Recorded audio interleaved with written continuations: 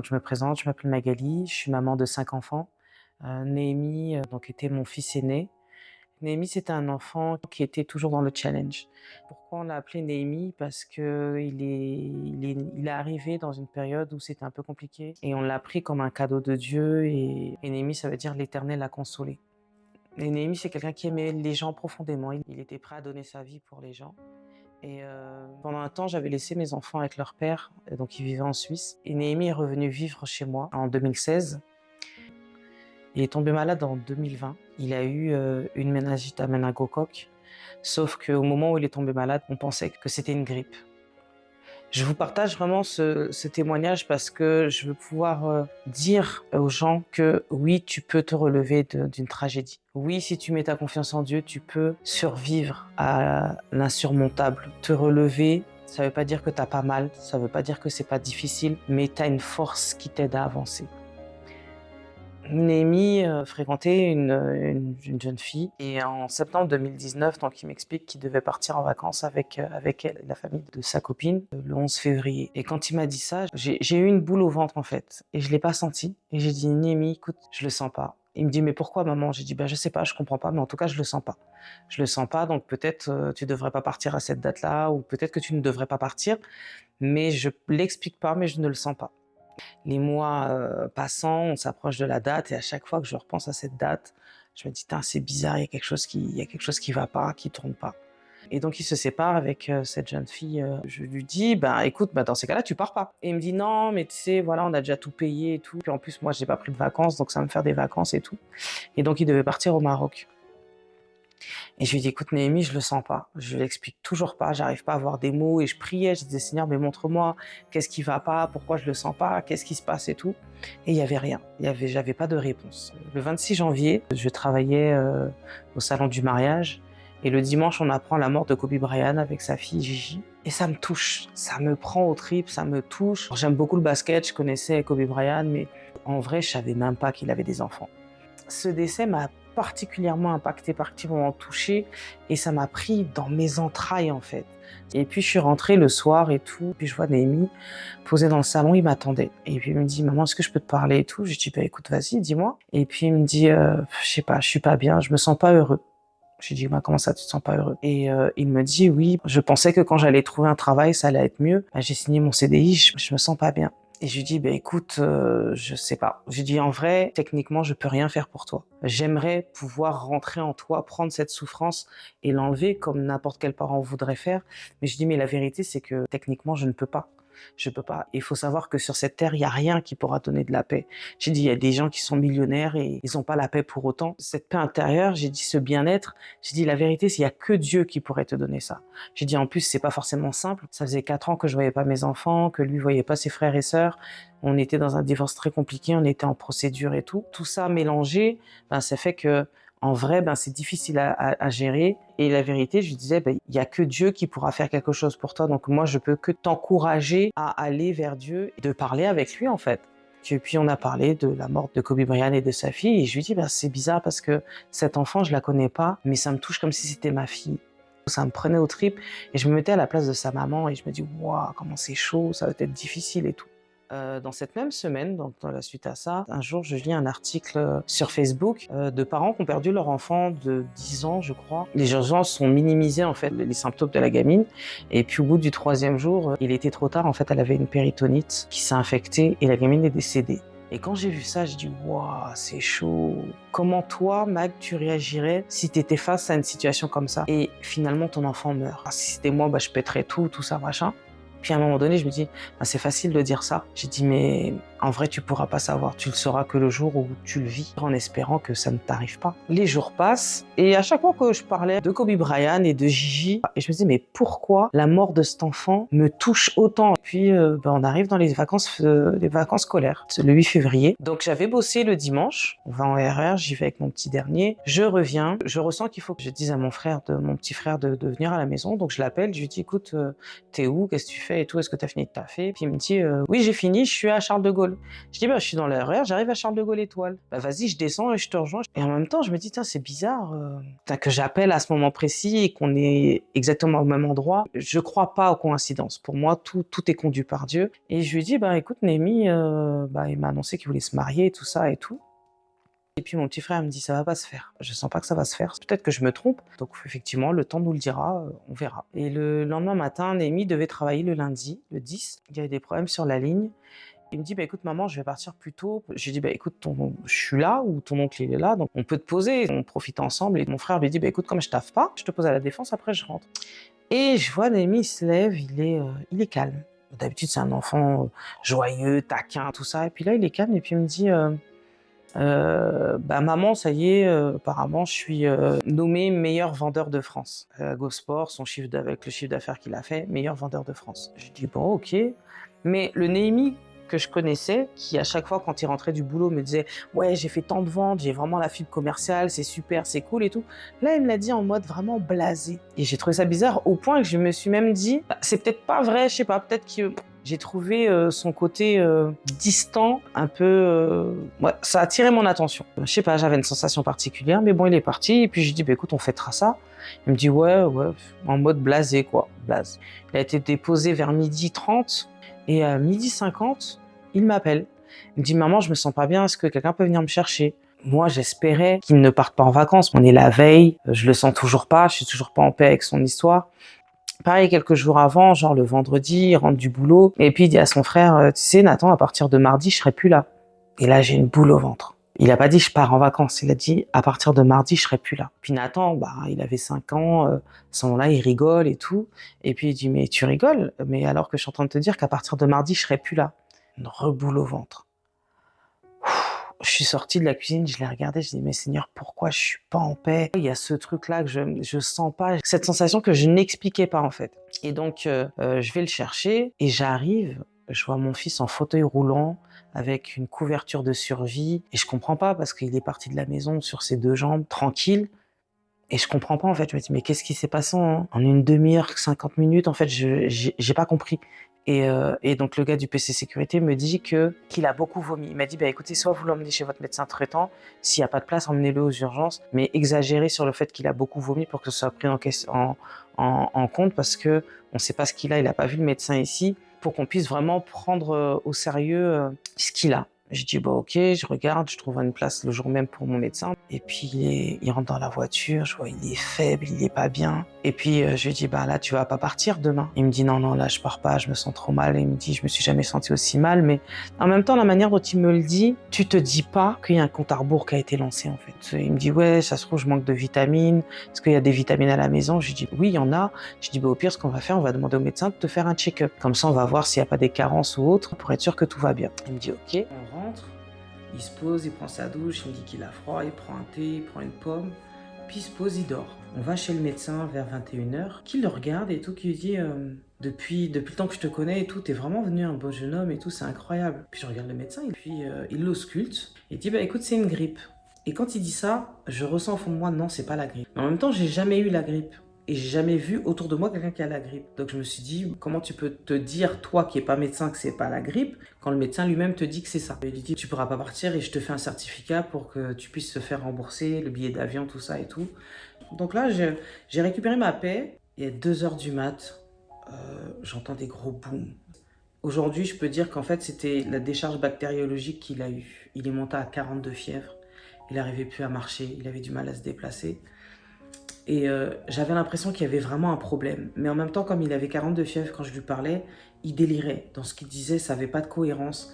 Et je me dis, mais j'ai l'impression qu'il y a un problème. Mais en même temps, j'arrive pas à voir si c'est la fièvre qui fait faire ça. Et je vois, petit à petit, il perd l'usage de ses jambes et tout. J'avais du mal, il faisait des micro-comas. Aujourd'hui, je peux dire que c'est des micro-comas. Sur le moment, je ne savais pas. Je me disais, ben, c'est la fièvre, il est trop KO.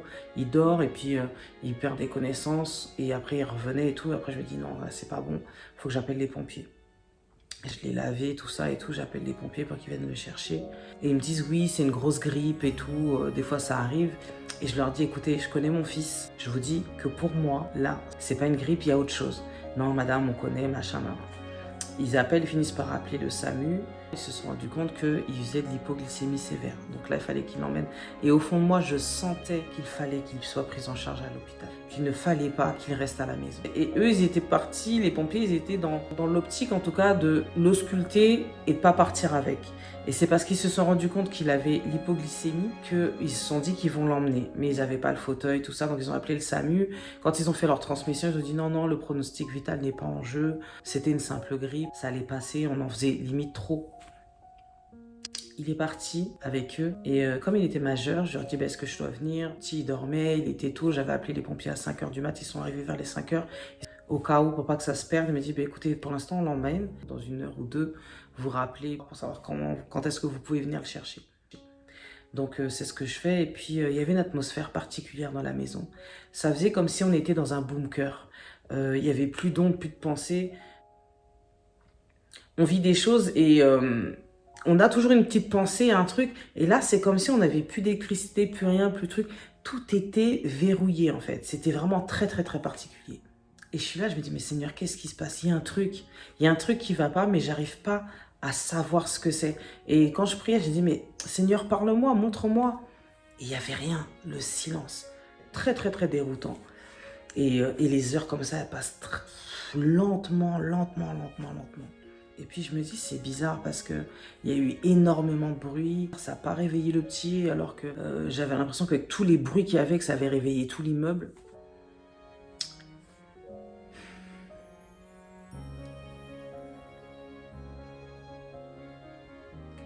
Je vais me poser dans mon lit et j'essaie de digérer tout ce qui se passe. Et là, je repense à Kobe Bryant et Gigi. Et je me dis, pourquoi c'est à ça que je pense tout de suite? Je comprends pas.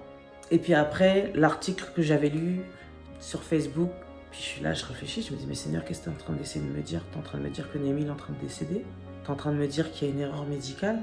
Que ce qu'il a, c'est pas la grippe? Que c'est autre chose? Qu'il est en train de mourir? J'ai dit, mais ce serait quoi? Il mourrait de quoi? Je comprends pas. Et pourquoi il devrait mourir? Et tout ça, en fait, ça commence à aller dans ma tête et tout. Et puis mon petit frère m'appelle pour prendre des news, tout ça. Et puis je lui dis, je lui explique et tout. Et puis il me dit, ah, c'est chaud. C'est dur de voir ton fils dans cet état-là, en fait. Et puis, ma sœur m'appelle. Bon, on prend des nouvelles, pareil, rebelote, je redis, je réexplique. Elle me dit, ah, c'est chaud. Je dis, ouais, là, il est à l'hôpital et tout. J'attends. Donc, je raccroche. Et puis, un ami m'appelle. Je me dis, ah, c'est bizarre que tout le monde m'appelle comme ça, d'affilée. Limite, je raccroche, bam, un autre appel arrive. Il a appelé pour prendre un peu des nouvelles et puis savoir l'évolution. Et puis, je me dis, bon, je vais essayer de dormir. Puis, je dors 40 minutes. Au bout de 40 minutes, je me réveille. Et pendant tout ce laps de temps, en fait, mon dernier, Nathan, il se réveille pas. C'est comme s'il y avait une espèce d'atmosphère pesante pour créer un sommeil profond. Et je me dis, c'est bizarre, d'habitude, il dort pas aussi tardivement et tout. Je me dis, il y a un truc qui tourne pas. Il y a quelque chose qui tourne pas. Je vais appeler les urgences pour savoir et tout, est-ce que je peux venir chercher Néhémie. J'appelle et puis le service me dit, il est parti. Je dis, comment ça, il est parti? Et ils me disent, oui, il est parti. Je dis, mais non, il peut pas être parti. Il me fait, ah non...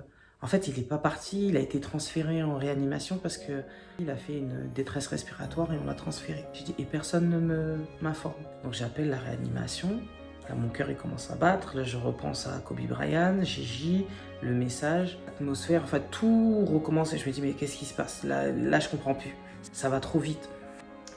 J'appelle et ils me disent oui effectivement il est dans nos services, on est en train de s'occuper de lui et j'entends un médecin qui passe et qui chuchote à la dame avec qui je parlais et qui lui dit ouais c'est la mère du petit, prends son numéro et dis-lui qu'on la rappelle plus tard. Et là je me dis ça sent pas bon. Et là je me dis faut que je prévienne son père. Donc j'ai François au téléphone, je lui explique et puis il me dit écoute je prends la route, j'arrive parce que François vit en Suisse. Et puis je rappelle mon frère, je dis écoute Néhémie là, il est en réanimation, là c'est compliqué. Je rappelle ma sœur, mon ami, tout ça, je leur dis. Et pendant que je parle avec ma sœur, j'ai que des flashs où je me vois avec François dans mon salon. C'est comme si on était en train de préparer des obsèques. Et je dis à ma sœur, là, c'est pas bon. J'arrête pas de voir des flashs où je vois François et David. Je le sens pas cette histoire. Les flashs étaient tellement réels que je savais que ça allait arriver. On m'informait de quelque chose qui allait arriver. Je raccroche, je me lève, je sors de mon lit, l'hôpital m'appelle pour me demander de venir d'urgence. Et je leur dis, son pronostic vital est l'enjeu. Ils m'ont dit oui. Donc je suis parti en catastrophe. J'ai laissé mon fils chez ma voisine. J'ai demandé à mon petit frère, comme il avait les clés de chez moi, quand il allait finir sa journée, de récupérer le petit pour le garder et tout ça. Et je suis parti. Le trajet de chez moi à l'hôpital, grosso modo, 8 minutes. Ça m'a paru une éternité. Une éternité pendant laquelle ton cerveau fuse dans tous les sens.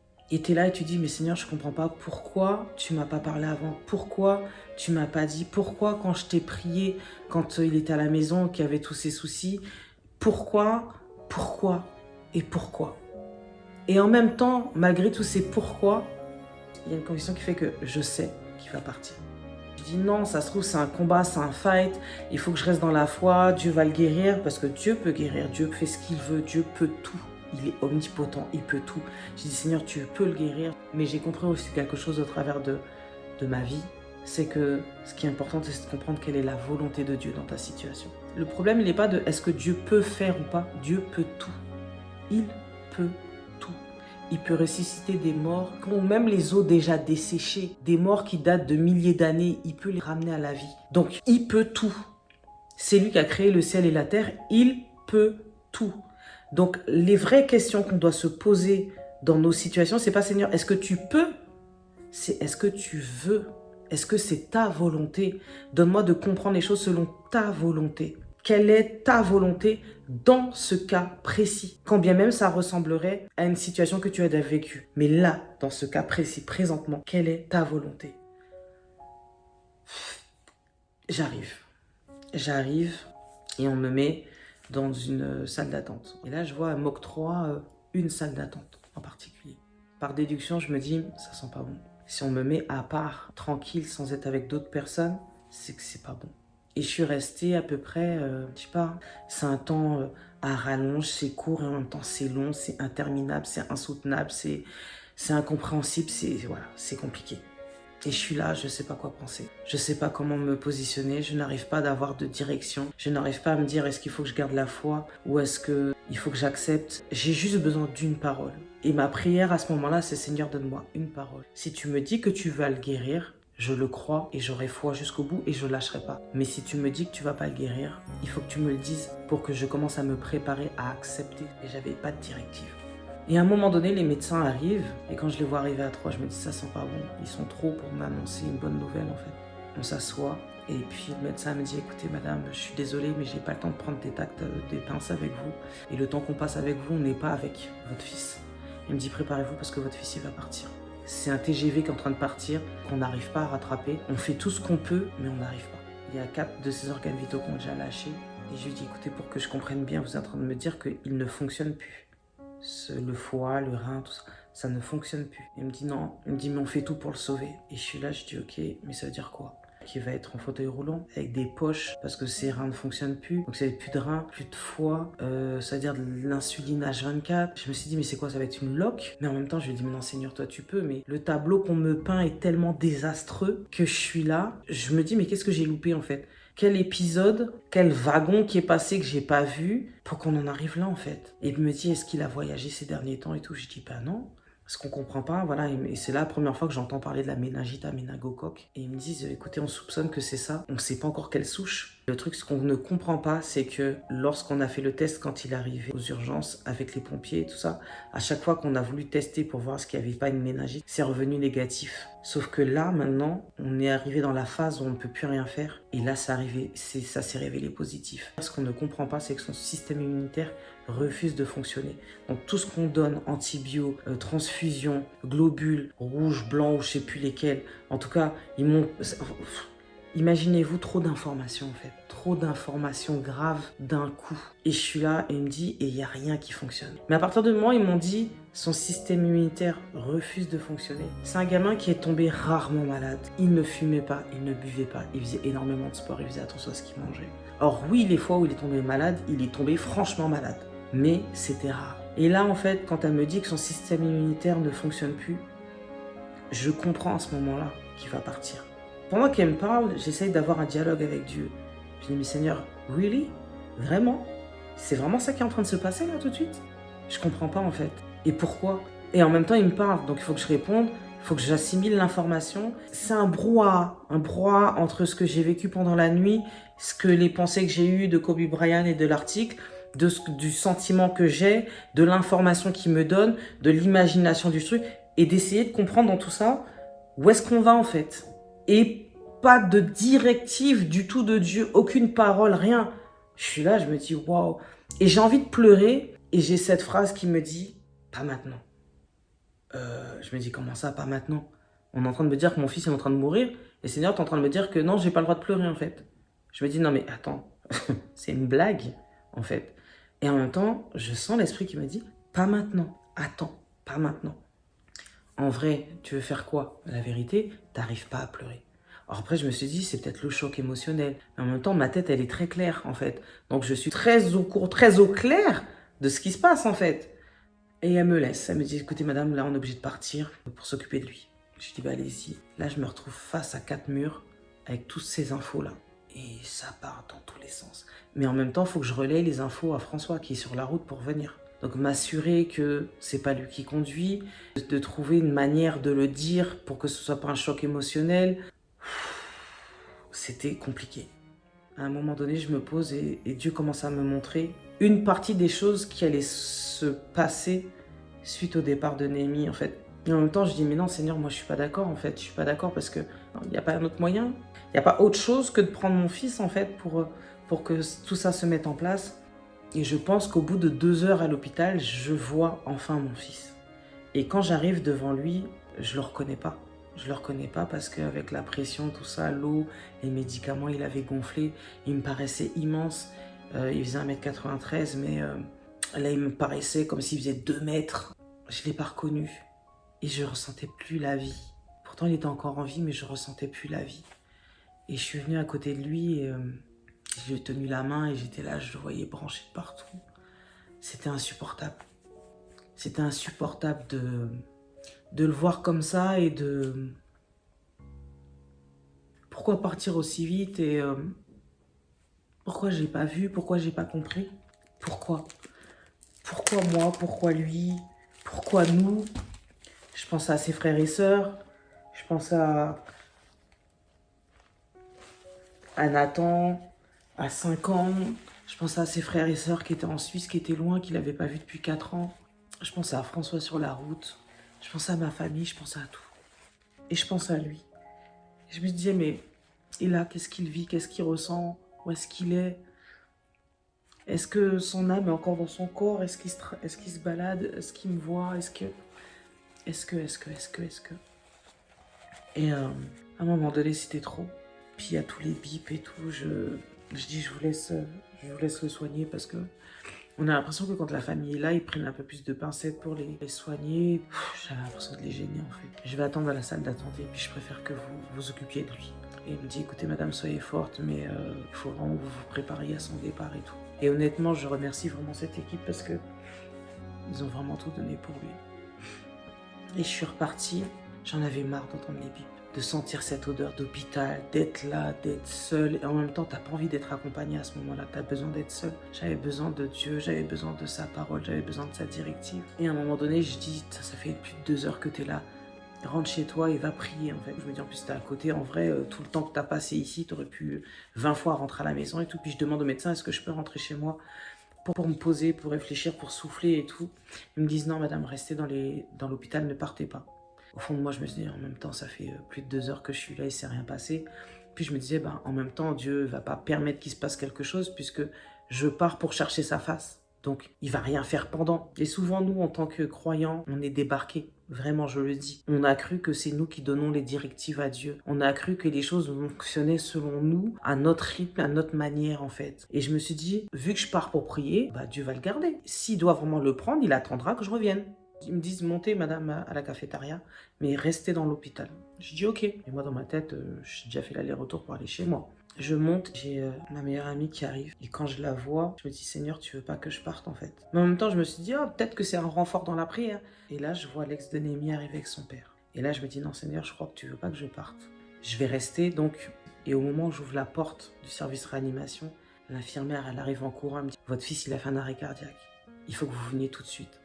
Et là, on part en courant et tout, j'arrive et je les vois en train de le réanimer. Et le médecin qui me dit,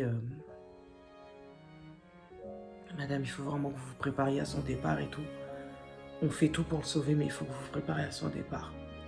Et pendant qu'elle me dit ça, mais en arrière-plan, je les vois en train de lui faire le massage cardiaque. Je les vois en train d'essayer de le sauver, en fait. Et j'ai envie de pleurer. Et j'entends cette voix encore qui me dit pas maintenant. Et j'y arrive pas. Pas maintenant. Il faut que tu comprennes. Et dans mon être intérieur, je dis, mais Seigneur, sérieusement? Je dis, mon fils est en train de mourir et je peux pas pleurer comme n'importe quelle maman pleure. J'ai dit, pas maintenant. J'ai dit, mais en même temps, Dieu est tellement mon tout pour moi. Il y a une part de moi qui va me dire, mais c'est une blague. C'est une blague. Et en même temps, je me dis, mais Seigneur, je me soumets, je te fais confiance en fait. Et je t'obéis. Et il y a cette dualité en fait qui est là en moi entre l'incompréhension et la confiance en fait. Je retourne dans la salle et tout, dans la salle d'attente, et je dis à Lélia, écoute, vu que je peux pas venir rentrer chez moi pour prier, j'ai dit, il faut que je chante, parce qu'il faut savoir que je fais de la louange, et la louange attire la présence de Dieu. J'ai dit, je sais pas quoi, mais il faut qu'on chante. J'ai dit, quand je vais être dans la présence de Dieu, Dieu va me parler. J'ai dit, Seigneur, j'ai besoin de savoir, est-ce que tu es en train d'éprouver ma foi? Si tu me dis que tu vas le guérir, aussi dingue l'état dans lequel il est, je sais que tu peux tout restaurer. Mais il me faut une parole de toi, Seigneur. Dis-moi si oui ou non tu vas le sauver. Si tu me dis que non, bah j'accepte. Parce que la vérité, si tu me dis que tu vas le prendre, il n'y a rien ni personne qui pourra empêcher que tu le prennes. Mais si tu me dis que tu vas le sauver, bah à ce moment-là, je reste dans la foi. Et je dis à Lélia, écoute, faut qu'on chante. J'ai besoin d'avoir la directive de Dieu, en fait. J'ai besoin de comprendre dans quel sens il faut que je m'aligne, en fait, avec la volonté de Dieu. Et on commence à chanter, on est tous les quatre. Alors entends mon cœur, et alors j'étais en train de chanter... Alors entends mon cœur, mon esprit qui te loue, entends le chant d'amour d'un enfant racheté. Je prendrai mes faibles mots pour te dire quel Dieu merveilleux tu es. Mais je ne pourrai pas te dire combien je t'aime, alors entends mon cœur. Et alors que je chantais ce refrain, c'est comme si je voyais Dieu devant moi. J'avais les yeux fermés, il y avait une entité, une présence qui était là majestueuse. Je savais que c'était Dieu, je ne peux pas le décrire, mais je savais que c'était lui. Et je voyais mon fils à côté de lui. Et Dieu qui me dit, je vais prendre Néhémie, je vais le reprendre avec moi. Qu'est-ce que tu vas faire? Je veux que tu répondes à haute voix. Mais tout ça se passe pendant que je suis en train de chanter. Alors entends mon cœur. Et je m'arrête et je dis, Seigneur, entends mon cœur. C'est le cœur de maman en fait qui parle. C'est toi qui donnes et c'est toi qui reprends. C'est toi qui m'as donné mon fils. Et si tu dois le reprendre, c'est toi qui reprends. Mais moi je te demande en tant que maman, entends mon cœur. Laisse-moi mon fils. Parce que tu sais pourquoi tu fais les choses. Si tu décides de le prendre, alors je me soumets à ta volonté. Je me soumets à ta volonté. Tout ce qui m'appartient est à toi. Tu fais ce que tu veux, Seigneur. Parce que ce que j'ai, c'est toi qui me l'as donné. C'est toi l'Éternel qui donne et c'est toi l'Éternel qui reprend. Sache que jamais je ne me rebellerai contre toi. Et je continuerai de te louer quoi qu'il arrive, Seigneur. Même si tu le reprenais. J'ai dit, Seigneur, tu le sais. Parce que Dieu sait que quelle que soit la situation que je vis, quel que soit ce qui pourrait se passer, une chose est sûre, je ne renierai jamais mon amour pour lui. Je ne renierai jamais qui il est pour moi. Et je n'abandonnerai jamais ma mission pour lui, en fait. Parce que j'ai cette confiance en lui qu'il sait ce qu'il fait. Même si je ne connais pas, même si je ne comprends pas, il sait ce qu'il fait. S'il me fait traverser cette épreuve, que la Bible dit que Dieu ne te fait pas passer, ne te donne pas une épreuve au-delà de tes forces. Mais avec l'épreuve, il te donne le moyen de t'en sortir. Et la Bible te dit aussi que toute chose concourt au bien de ceux qui aiment Dieu et qui sont appelés à son dessein. Ce sont les deux versets sur lesquels je me suis appuyée. Et j'ai dit, Seigneur, si tu sais que tu dois le reprendre, reprends-le. Moi, je te demande en tant que maman, entends mon cœur, laisse-le moi. Mais si tu sais qu'il est préférable pour lui et pour nous et pour ton plan de le prendre, alors j'accepte. Et c'est comme si je voyais Dieu qui faisait ça. J'ai juste vu l'acquiescement et il est parti. Enfin, l'image, le flash que j'avais est parti. J'ai regardé ma pote, je lui ai dit, mais ça s'est vraiment passé? Enfin, vous savez, il se passe tellement de choses, tout va tellement vite, il y a trop d'informations, c'est trop, il y a trop de choses à digérer, j'ai pas le temps de digérer. Et je me suis dit, bah, peut-être que c'est un test, parce que j'avais vraiment le passage d'Abraham, l'histoire d'Abraham en fait avec Isaac, le sacrifice. Et puis après, je vois une infirmière qui arrive toute seule, et elle me dit, écoutez, Madame Osier, on n'a pas réussi à le sauver. On n'arrive pas à faire repartir son cœur, il lui reste pas longtemps en fait. Et je lui dis, est-ce que je peux parler? Est-ce qu'il m'entend dans le coma? Elle me dit, oui, mais Madame Osier. Je dis, est-ce qu'il m'entend? Elle me dit, techniquement, oui. J'ai dit, bah alors emmenez-le moi, je vais aller lui parler avant qu'il parte. Donc je suis allée en courant dans sa chambre, et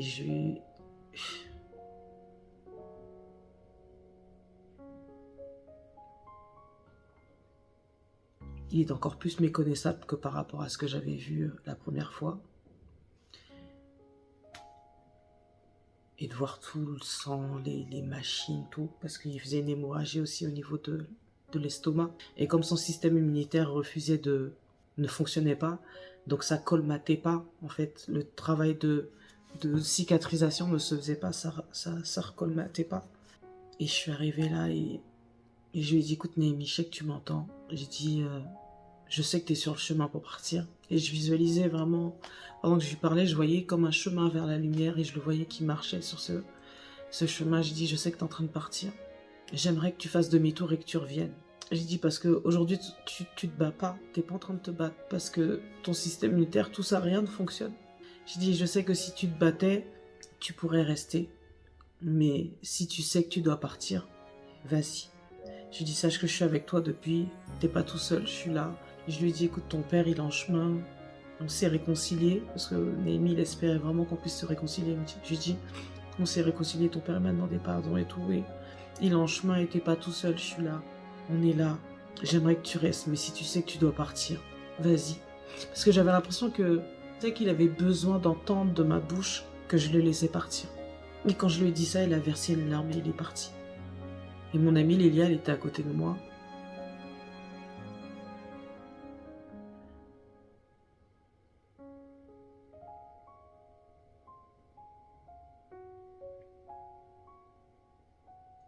C'est irréaliste. Tout bascule en une seconde, en une fraction de seconde même. Et je me suis dit, mais heureusement que je suis pas rentrée chez moi. Moi qui me disais, bah tu rentres chez toi pour prier, Dieu va pas permettre qu'il se passe un truc. Ma volonté, c'est pas sa volonté. Son temps, c'est pas mon temps. Mes désirs sont pas ses désirs. Et je me rends grâce à Dieu parce qu'il a quand même permis que je sois là jusqu'au dernier souffle de mon fils. J'ai vu son premier cri et j'ai vu son dernier souffle. J'ai vu sa dernière larme. Et mon amie, elle m'a dit, Maggie, t'as entendu? Sa larme, c'était sa réponse. Il avait besoin d'entendre que je le libère, en fait, qu'il pouvait partir, que j'y arriverais.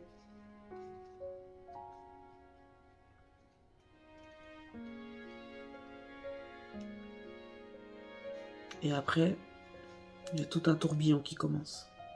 Un tourbillon de pensées, de questions, de pourquoi, et de qu'est-ce que je vais faire, et comment je vais faire, et pourquoi nous, et pourquoi lui, qu'est-ce que je dois comprendre, qu'est-ce qu'il aimerait.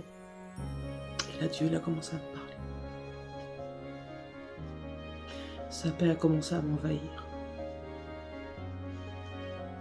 Sa consolation a commencé à agir. Et je me suis dit, comment je vais annoncer ça aux gens? J'avais déjà galéré sur beaucoup de choses. Je dis, pourquoi il fallait que je passe par ça encore? Et en même temps, j'ai dit, Seigneur, je te fais confiance. Tu sais, puisque toute chose concourt au bien de ceux qui aiment Dieu, tu sais. Donc je te fais confiance. Et comme cette épreuve, elle n'est pas au-delà de mes forces, je sais que tu vas être là pour m'aider à avancer. Et il a fallu commencer à réfléchir à la suite. Puis comme on est en France, on te laisse pas le temps de réaliser, en fait. T'as des délais, t'as des démarches à faire dans les 24 heures, dans les 48 heures, dans la semaine, dans les 15 jours. Tout va très vite. En France, t'as pas le temps de pleurer ton défunt. Quand t'auras fini toutes les démarches, tous les papiers. Et puis à un moment donné, j'ai appelé mon grand frère. Il a un fils qui a le même âge que mon fils. Ils avaient 6 jours d'écart. Néhémie était du 2 mai et mon neveu, il est du 8 mai. Quand il a décroché, ils étaient tous en train de pleurer leur douleur. En fait, je m'y attendais pas parce que moi, je m'attendais à ce que moi, je lui dise. En fait, ça a été tellement violent. J'ai pris toute leur souffrance d'un coup comme une grosse droite. J'avais mal pour eux parce que j'avais tellement envie de chanter tellement leur douleur. Je me suis dit, mais de pouvoir arracher, leur enlever cette douleur. Et là, j'ai senti l'esprit qui m'a dit, ce ne sont pas les gens qui vont te soulager, qui vont te supporter, qui vont te réconforter. C'est toi que je vais utiliser pour les consoler. J'ai dit, ok Seigneur. J'ai raccroché et j'ai éteint mon téléphone. Parce que j'avais pas envie d'affronter la souffrance et la douleur des autres personnes. La mienne était déjà assez grande et la droite de souffrance que je venais de me prendre, elle était trop violente. Donc j'ai coupé mon téléphone. Je me suis dit, mais comment je vais annoncer à un petit garçon de 5 ans que son frère qui chérissait et qui voyait comme son super-héros, en fait, il est plus là. Comment lui faire comprendre le concept de la mort. Et puis quand je suis rentrée chez moi, il devait être minuit. À un moment donné, j'en pouvais plus. J'avais besoin de rentrer, j'avais besoin de me doucher, j'avais besoin de digérer tout ce qui se passait. Depuis entendre tous ces bip bip du service réanimation. Certes, j'étais avec mon fils et en même temps, en fait, t'es face à la mort, tu regardes la mort. Et à un moment donné, j'en pouvais plus, j'avais besoin de rentrer. J'avais besoin de digérer tout ce qui s'était passé, toutes les informations et de surtout comprendre c'est quoi la suite. Quand je suis rentrée, j'ai ouvert la porte de chez moi. Mon petit frère, il m'attendait, il était resté avec Nathan. Et Lucie, elle m'avait demandé si elle pouvait rester avec moi. Donc elle est venue dormir à la maison. Et je me posais la question, je me dis, je me demande où est-ce qu'il est, Némi, est-ce qu'il est déjà parti? Est-ce que son âme erre? Comment ça se passe? Tout ce qui est dans le monde de l'au-delà, c'est du mystère en fait. Et je suis rentrée, mon petit frère, il m'a regardé et il s'est effondré dans mes bras. Et il me dit, je me rends compte que Dieu t'a préparé toute ta vie pour ce moment-là. Et au moment où il me dit ça, je me souviens que quand j'étais enceinte de Némi, Dieu m'avait montré en rêve qu'il allait le reprendre en fait. Et ce rêve, en fait, il était simple, c'est que je devais avoir 1 ou 2 mois de grossesse. Donc c'est en 99. Le rêve, il commence où je marche avec un petit garçon qui me tient la main. Jésus, il est à côté de moi, il me parle et il me montre en fait le monde divisé en parcelles, comme des rizières. Et que chaque personne travaille sur son champ. Et en fait, cette partie-là me montrait qu'on a tous une mission sur cette terre et on a tous une mission affectée à laquelle on doit travailler. Et il est en train de me montrer ça quand à un moment donné, l'enfant lâche ma main et il part. Et au moment où je viens pour essayer de le rattraper, il m'arrête et je vois plus l'enfant. Il me dit, il est avec moi maintenant. Toi, continue. J'ai d'autres choses à te montrer. Il est avec moi maintenant. Et il me montre d'autres choses sur des choses des temps de la fin. Et quand je me suis réveillée, je me dis, wow, en fait, je suis enceinte. C'était un garçon. Et j'ai dit, mais Seigneur, ça veut dire quoi? Tu vas me reprendre un enfant, mon fils, il va mourir tôt? Ou après, je me suis dit, bon, il m'a dit, il est avec moi maintenant. Je me dis, peut-être qu'il sert, comme il est parti vers le champ. Donc je me dis, ah non, ça veut dire que mon fils, il va servir Dieu tôt. Après, c'est toujours plus facile de choisir l'option la moins dramatique. Et en fait, comme mon frère m'a dit, Dieu m'avait préparé toute ma vie pour ça, ça m'a rappelé ce rêve. Et je me dis, ben Seigneur, en fait, tu m'avais averti déjà. Il y a 20 ans, tu m'avais averti que tu allais reprendre mon fils. Donc c'était vraiment son heure. Parce que des fois, on se dit, est-ce que j'étais assez vigilant? Il y a toujours 50 000 trucs, et si que, et si que, et si que. Avec des si, on refait tout le monde. Et en fait, ce rêve, cette parole prophétique de mon frère m'a rappelé ce rêve et je me suis dit, non, en fait, c'était vraiment son heure. Il faut savoir que c'est une maladie qui est très violente, qui est très, très, très violente. Dans les symptômes, alors, ça ressemble à des symptômes de grippe, et c'est pour ça d'ailleurs que le médecin a pensé que c'était la grippe, parce que tu as les maux de tête, tu as les courbatures et les vomissements. Sauf que les vomissements ne sont pas les mêmes. Et c'est vrai que le vomissement de la méningite, c'est comme un jet, c'est pas quelque chose qu'on ressent. C'est pas comme la gastro ou quand on a mal au cœur où on se dit ah tiens j'ai envie de vomir, ça va venir. Et limite on a le temps d'aller dans les toilettes ou de prendre quelque chose. Les vomissements de la méningite, ça vient, ça sort comme un jet. Et donc du coup quand mon frère me dit ça, et ben écoute, je dis Mike, tu peux faire ce que tu veux, tu peux pas t'en vouloir parce que la vérité, il y a 20 ans Dieu t'avait annoncé qu'il partirait. Donc le temps est arrivé en fait, c'était son temps, c'était son heure. D'où le fait que les médecins n'arrivaient pas à le sauver. D'où le fait que malgré les médicaments qu'ils leur donnaient qui étaient vraiment adaptés, tout ça, il n'y a rien qui se passait. D'où le fait que son système immunitaire refusait de fonctionner parce qu'il y avait une imperméabilité, c'était son heure. Quand je suis allée me coucher, je regardais Nathan qui dormait et je me dis waouh, demain je vais détruire son monde en fait. Parce que lui il est parti se coucher normalement, en se disant que demain il va voir son frère, il va voir sa mère. comme d'habitude. Et le lendemain, il s'est réveillé, je lui ai pas dit tout de suite. Et puis, à un moment donné, j'ai dû lui expliquer que son frère était parti. Et il faut savoir que dans la nuit, je le regardais dormir. Et à un moment donné, dans son rêve, il s'est mis à remuer comme si on le taquinait, comme si on le chatouillait. Avec Lucie, on le regardait et je lui disais, attends, c'est chaud. Comment je vais lui dire ça demain et tout, c'est chaud. Et il se met à remuer et tout, comme quand on taquine.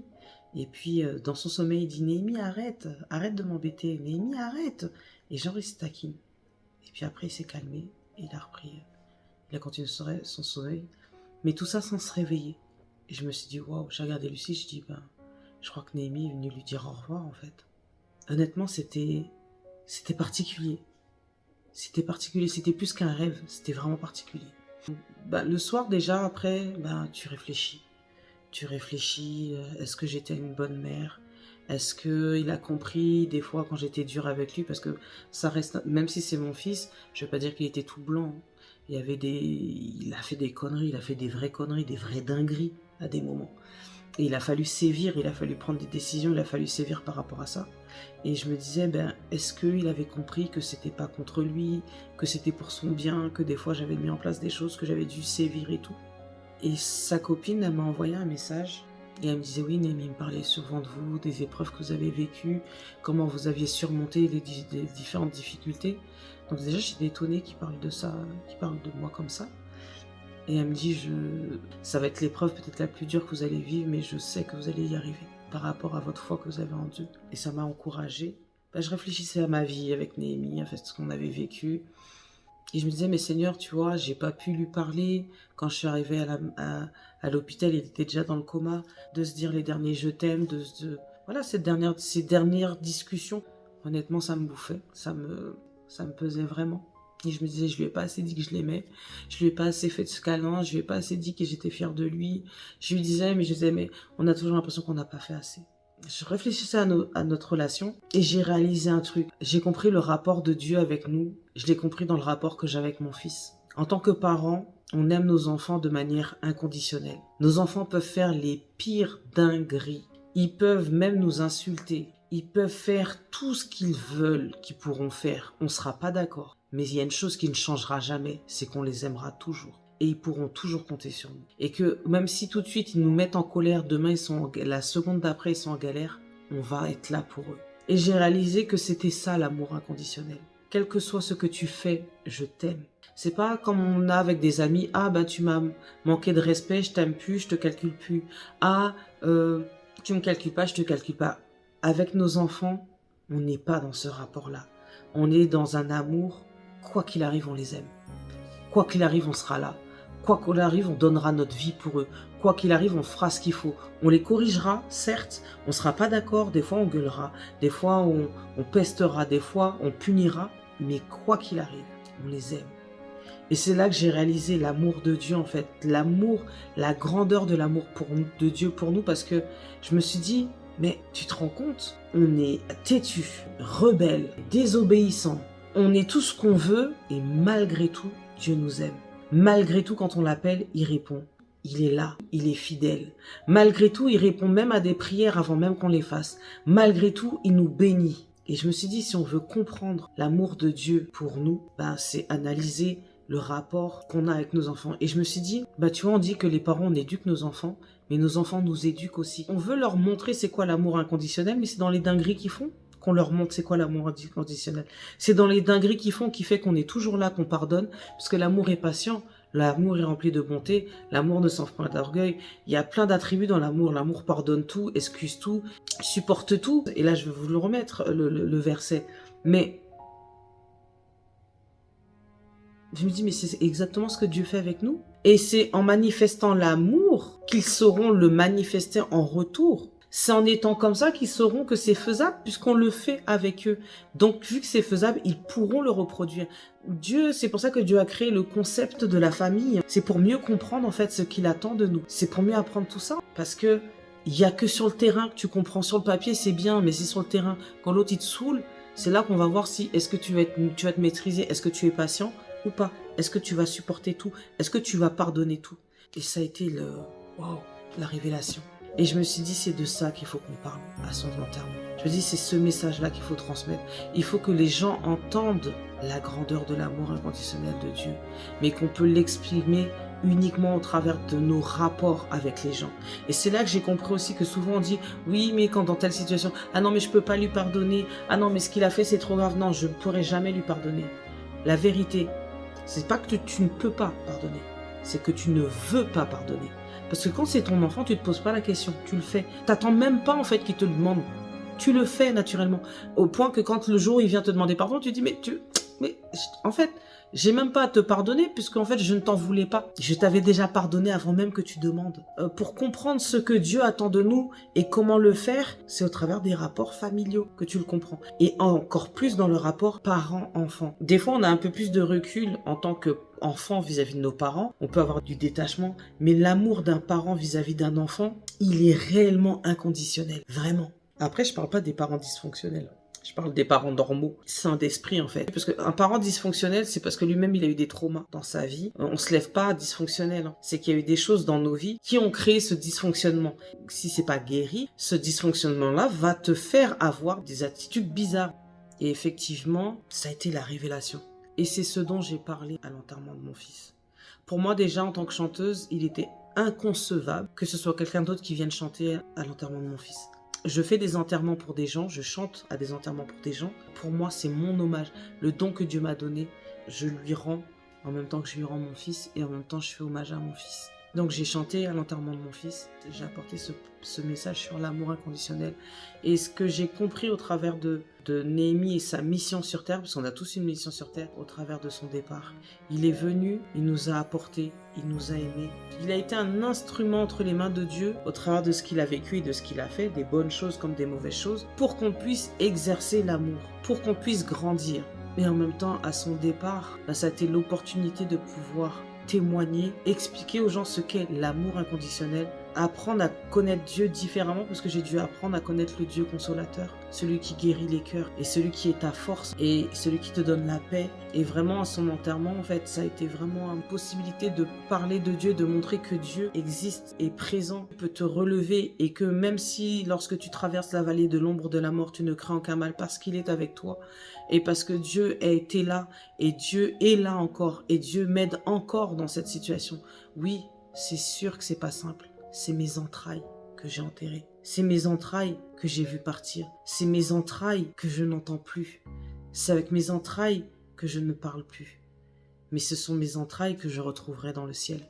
Parce qu'aujourd'hui, Néhémie ne vit plus sur cette terre, mais il vit sous une autre forme, dans un autre lieu, dans une autre dimension. Et un jour, quand je partirai, je le retrouverai. Et ça pour l'éternité. Et ça, c'est vraiment l'espoir, en tout cas, que j'ai. L'espérance et ce qui m'encourage à tenir aujourd'hui et de comprendre et de tirer leçon de cette expérience déjà en me disant « Chéris les gens quand ils sont vivants. Dis aux gens que tu les aimes quand ils sont vivants. N'attends pas qu'il soit trop tard pour le dire. Arrête de te prendre la tête, qu'est-ce que la personne va dire ou pas, on s'en fout. Dis-lui. Si tu as besoin de lui dire que tu l'aimes, dis-lui que tu l'aimes. Et si elle te manque, dis-lui qu'elle te manque. Enfin, dites-vous les choses du vivant parce que la vérité, la vie, elle bascule en une fraction de seconde. Des fois, je retombe sur son snap le mardi d'avant, une semaine, jour pour jour. On a passé la journée ensemble. Dieu m'a dit, passe une journée mère-fils avec lui. C'est la dernière journée qu'on a faite ensemble, tous les deux. On est parti manger au restaurant, il m'a invité au restaurant, on a parlé de son mariage. Et c'est vrai que même lui, il n'arrivait pas à le visualiser, j'arrivais pas à le voir, il n'arrivait pas à le voir. Il devait avoir 20 ans, il me dit, tu te rends compte, maman, je vais avoir 20 ans cette année. Il me dit, c'est marrant, j'arrive pas à m'imaginer. Ben, il n'a pas eu le temps de les avoir. Il est décédé 2 mois avant. Et je me dis, c'est dingue. Que Dieu savait tellement que ça allait être quelque chose de violent pour moi. Les questions que j'allais me poser, j'arrêtais pas de me dire, mais j'aimerais savoir de sa bouche ce que je représentais pour lui. Est-ce que j'étais une bonne mère, une mauvaise mère, une mère trop dure ou... J'avais besoin de l'entendre et je me dis, mais Seigneur, pourquoi t'as pas permis que je le sache?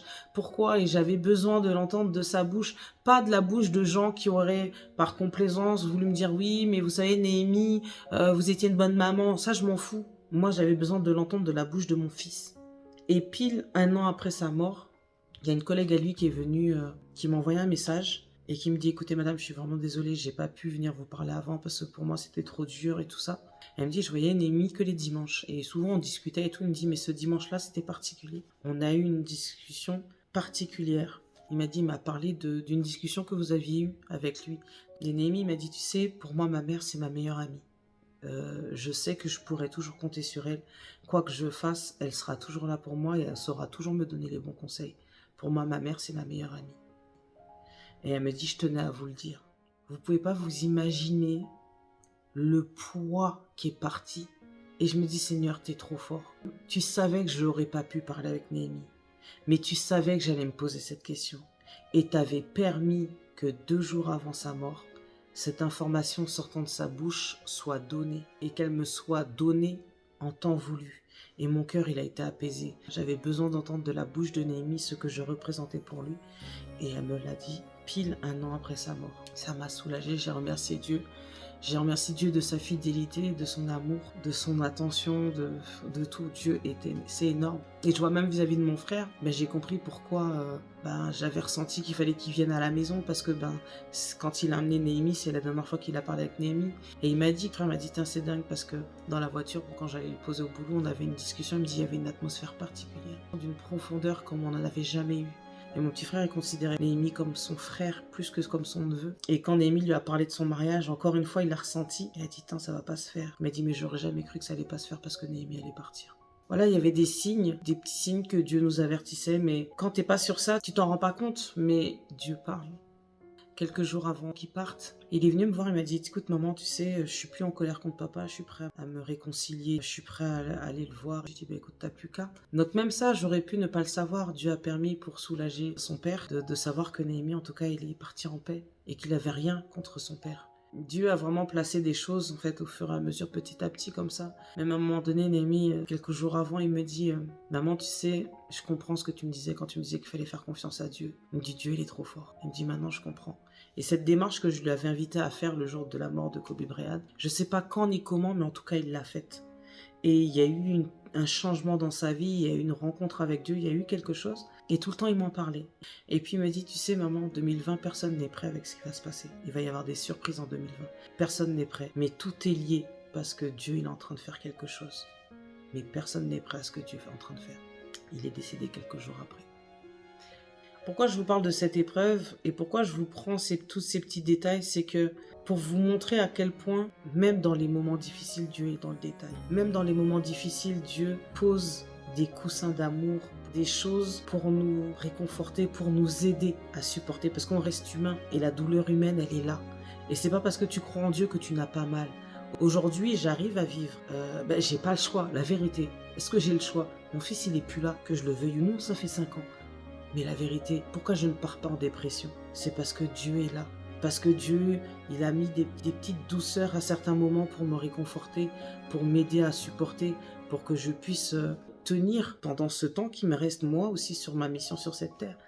Mais Néhémie a reconstruit ma famille alors qu'on était dans un divorce compliqué. Aujourd'hui, ça se passe bien. Je revois mes enfants. Aujourd'hui, on s'entend bien. Aujourd'hui, avec mon ex-mari, on s'entend super bien. Des fois, il nous faut des trucs chocs pour qu'on puisse avancer. Et le plus important, c'est de savoir comment le royaume de Dieu peut être là. C'est pas forcément facile au quotidien. Il y a des moments plus durs que d'autres. À des dates clés, oui, ça pique. Oui, c'est pas facile. On nous dit avec le temps, les choses s'arrangent. Non, avec le temps, les choses, elles s'empirent, en fait. Tu dois apprendre juste à vivre avec ta douleur. Parce qu'avec le temps, ça s'installe encore plus. L'absence de cet être cher, et en l'occurrence l'absence de mon fils, elle est de plus en plus concrète. C'est compliqué, mais c'est pas infaisable. Et moi aujourd'hui, au travers de cette vidéo, je vais vous parler du fait que c'est possible de se relever d'un deuil. C'est possible de se relever d'une perte compliquée. C'est possible de se relever d'un divorce. C'est possible de se relever d'un licenciement. Il n'y a pas d'épreuve qui ne soit pas possible. Et si tu vis ton épreuve, quelle qu'elle soit, je peux pas la minimiser parce que chacun a une capacité d'encaissement qui est différente. Chacun a un niveau d'encaissement qui est différent. Ce qui est pour moi peut-être simple, pour toi est énorme, et inversement, ce qui est pour toi peut-être simple est pour moi énorme. Donc aujourd'hui, je peux pas quantifier et je ne veux pas avoir à quantifier pour te dire ton épreuve elle est minime à côté de la mienne. Moi j'ai perdu un enfant, il y en a qui en ont perdu 3. Moi j'ai ma tante, elle a perdu 3 enfants. J'ai réalisé ça quand j'ai perdu mon enfant. Je me dis, mais Tati, tu te rends compte que tu l'as vécu 3 fois? Mais tu peux pas comprendre ce que la personne vit tant que tu l'as pas vécu. Et là maintenant que j'ai enterré mes entrailles, je comprends et je réalise et je me dis, Mais comment t'as fait pour survivre? Comment t'as pu survivre à 3 pertes d'enfants? C'est énorme et je peux vous garantir les gens, arrêtez de dire aux gens je comprends. Vous ne comprenez pas ce que les gens vivent. Tu peux pas, si t'as pas vécu de perte, et pour avoir perdu ma grand-mère, mon oncle, mes cousins, mon beau-père, ma belle-sœur, des amis, ça n'a rien à voir avec la perte d'un enfant. Ça n'a rien à voir. On ne peut pas comprendre. Les gens vont dire non mais je te comprends. Tu comprends que dalle. Vaut mieux fermer ta bouche en fait. Parce que tu l'as pas vécu. Parce que le jour où tu vas... Et je ne te le souhaite pas. Tu vas te rendre compte que tu étais à des milliards de kilomètres de réellement comprendre ce que la personne vivait. Ce que la personne a vécu. La seule chose que tu peux faire dans un cas comme ça, prie pour la personne. Prie pour que Dieu soutienne cette personne. C'est la seule chose que tu pourras faire d'efficace. Le reste, si la personne elle a besoin de toi, sois là, sois présente pour elle. Sinon, il y a des fois le silence c'est mieux que des paroles inutiles, vraiment. Mais celui qui te comprendra vraiment, c'est Dieu. Celui qui te comprendra vraiment, c'est Jésus-Christ. Parce que Dieu il a donné son Fils unique sur la croix pour te sauver. Je repensais en fait à mon fils et le fait qu'il soit parti, et je pensais à Dieu avec Jésus. Et je me dis, mais tu te rends compte, Seigneur, qu'il y a des gens qui s'en foutent en fait du sacrifice de Jésus-Christ, qui s'en moquent complètement de savoir est-ce que tu as donné ton fils ou pas sur la croix pour les sauver. J'imaginais, à un moment donné, je me dis, j'imagine mes enfants qui me disent, non mais nous, la mort de Néhémie, en vrai, qui lui a dit de mourir, limite, pour grossir le truc. Hein.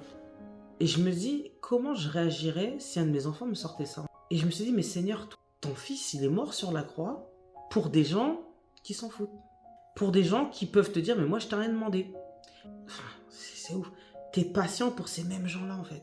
Jésus-Christ à la croix, il est mort pour les mêmes personnes qui l'ont frappé. Jésus-Christ à la croix, il est mort pour les personnes aussi qui l'ont craché dessus. Il est mort à la croix pour les gens qui se sont moqués de lui. Mais malgré tout, il est quand même mort à la croix pour eux. Je me dis, c'est un sacré niveau d'amour, en fait. Je suis pas convaincu que moi, je serais allé donner ma vie pour ces gens-là. Est-ce que toi, tu l'aurais fait? Waouh! Quel niveau d'amour!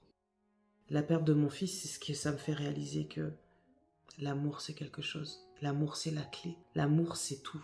Et il a fallu que je perde mon fils pour le réaliser davantage. Et aujourd'hui, je veux être une donneuse d'amour, en fait. Quelqu'un qui manifeste l'amour, qui veut t'aider dans l'amour, qui veut être un instrument entre les mains de Dieu pour te montrer son amour, te démontrer son amour. Parce qu'il m'a montré que même si j'ai perdu mon fils, il m'aime. Même si des fois j'ai pas compris, j'ai pas écouté, j'ai pas obéi, j'ai été rebelle, il m'aime. Même si des fois j'ai pas eu une vie toujours simple, j'ai pas toujours eu une vie de sanctification, même si des fois j'ai fait des erreurs, j'ai fait des conneries comme tout le monde, il m'aime. Et il est là. Et il m'aide. Et il aide mes enfants. C'est pas simple, mais il nous aide. Donc moi aujourd'hui, ce que je veux te dire au travers de ce témoignage, c'est que il n'y a rien de trop dur pour Dieu. Si tu lui fais vraiment confiance, si tu lui remets totalement ta vie, pas qu'en parole, mais réellement, si tu lui fais totalement confiance, même si tu ne comprends pas ce que tu traverses, même si tu ne comprends pas pourquoi tu le vis, il y a une raison. Et un jour tu vas te dire, ah, c'était pour ça, je comprends. Ben merci Seigneur. Loue-le dans les bons comme dans les mauvais moments. On ne peut pas remercier Dieu et bénir Dieu uniquement quand on a des bénédictions. C'est surtout dans la détresse qu'il faut le louer. Et j'ai appris à le louer dans la souffrance. J'ai appris à le louer en enterrant mon fils. Parce qu'il est digne de louange. Parce qu'il mérite nos louanges. Parce qu'il nous a créés pour qu'on le loue. Et c'est ça que je veux te transmettre aujourd'hui. Non seulement de 1, ton épreuve, tu vas réussir à la surmonter parce qu'il ne te donne pas une épreuve au-delà de ses forces. Mais avec l'épreuve, il te donne le moyen de t'en sortir. Que toute chose concourt au bien de ceux qui aiment Dieu. Il n'a pas dit certaines choses, il n'a pas dit les bonnes choses, il a dit toutes choses. Et que ce que tu vis va concourir à ton bien. Aujourd'hui, la perte de mon fils concourt à mon bien parce que je suis devenue celle que je suis aujourd'hui. Et je lui dis merci. Et je le rends grâce pour ça. Et je le loue pour ça. Dieu sait ce qu'il a à faire. En tout cas, je te souhaite vraiment le meilleur. Je te souhaite le courage et surtout, je te souhaite de pouvoir aller au pied de la croix. Je te souhaite de pouvoir vraiment puiser ta force en celui qui est la source de toute chose. l'Éternel Dieu Tout-Puissant et le Saint-Esprit qui est avec nous chaque instant pour nous bénir. Et je veux vraiment faire cette prière pour toi. Père éternel, vraiment, je te prie, Saint-Esprit, que tu puisses agir, Seigneur, au travers de cette vidéo, que chaque personne qui est là derrière cet écran aujourd'hui, Saint-Esprit, puisse être touché par la révélation de ton amour, puisse être touché par la révélation de ta puissance, puisse être touché par la révélation de qui tu es, Seigneur. Et que le Dieu que j'ai connu depuis mon enfance jusqu'à aujourd'hui puisse devenir leur Dieu. Que le Dieu de mon fils Néhémie devienne leur Dieu.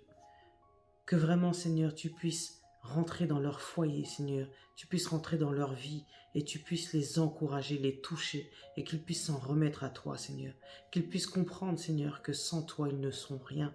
Ils ne pourront pas avancer. Que tu es le seul qui donne la force. Tu es le seul qui bénit. Tu es le seul qui fortifie. Tu es le seul qui accompagne, Seigneur, pendant notre chemin. David a dit, l'Éternel est mon berger, je ne manquerai de rien. Et oui, l'Éternel, tu es mon berger et je n'ai manqué de rien. Seigneur, je te fais confiance. Et lorsque effectivement j'ai traversé la vallée de l'ombre de la mort, je n'ai craint aucun mal parce que tu étais avec moi et tu es encore avec moi. Vraiment, Saint-Esprit, que de la même manière que tu as été avec moi et que tu m'as aidé à comprendre, tu m'as aidé à accepter. Parce que l'acceptation, c'est reconnaître que la situation est telle et que tu t'adaptes à cette situation. J'ai dû accepter la situation, j'ai dû accepter que mon fils devait retourner vers toi. Cette acceptation m'a permis de pouvoir tenir. Seigneur, donne-leur de pouvoir accepter. Si des gens passent par le deuil, que Seigneur, tu puisses leur donner un esprit d'acceptation et qu'ils puissent venir s'en remettre à toi pour pouvoir vraiment, Seigneur, puiser leur force pour pouvoir avancer. Que Seigneur, s'ils passent par des difficultés, quelles qu'elles soient, qu'ils puissent te reconnaître comme le seul socle sur lequel s'appuyer, le roc sur lequel s'appuyer, Seigneur, pour qu'ils puissent avancer et sortir, Seigneur, de cette situation et qu'ils puissent comprendre pourquoi tu les fais passer par cette situation-là. Je te le demande vraiment, Père, dans le nom de ton Fils Jésus-Christ. Amen. Soyez bénis pleinement et je vous dis à bientôt.